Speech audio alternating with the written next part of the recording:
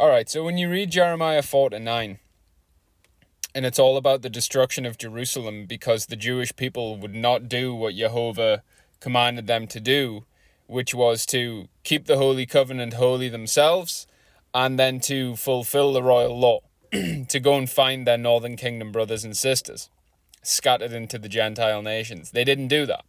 They've been watching the entire Christian church do Christmas and Easter, cover their churches in graven images, like just being filled with all manner of evil, and they have done nothing to try and help them. They've done nothing to try and correct them or exhort them or rebuke them, because they just don't care. They only care about themselves.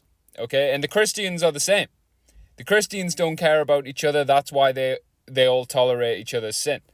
That's why there's 50,000 denominations. Okay? But within Jeremiah 4-9, in chapter 5, it specifically tells you that God is going to send watchers from a far country to warn Jerusalem. Okay? So now here I am rebuking you people in the Torah movement again, you Torah observant people. Okay? Jeremiah 5 says that he is going to send watchers from a far country to rebuke Judah of their sin. Okay? So when you are in America, in the Torah movement, and you've been raised up, you've been called to become an elect servant of God, you've been called to become a watchman and to fulfill the royal law, you are supposed to rebuke Judah of their errors. You are supposed to rebuke Judah of allowing pagan idols into the land. You were supposed to rebuke Judah for profaning God's feasts. You were supposed to rebuke them for being completely puffed up and prideful in holding on to the sacrificial law. You were supposed to especially rebuke them for not going and finding the northern kingdom house of Israel scattered into the Gentiles. And you haven't done any of that. In fact, what you've actually done is you've envied all of those things. That's why in the Torah movement in America, they're profaning God's feasts, doing them in Mystery Babylon. They're focusing on all of the wrong things of the law. They are actually focusing on the sacrificial law. They're focusing on trying to figure out Paleo-Hebrew and the correct calendar. None of these things is what God has commanded you to do.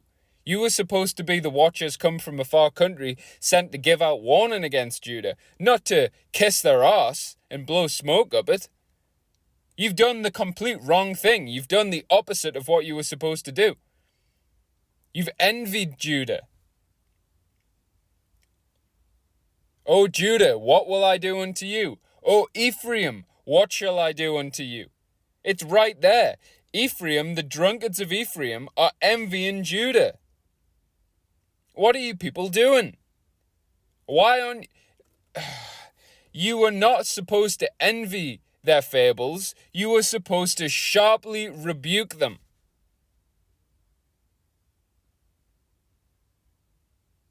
You just make the job so much harder for the people who actually are willing to do it. If everyone in the Torah movement would do what Straight as the Gate is doing, the whole job would be 1,000,000 times easier, because you would actually have millions of people all speaking the truth. But instead, you run off and envy Judah, and you just miss the mark, you miss the bullseye of the Torah completely. So you need to repent and start actually listening to God's instruction.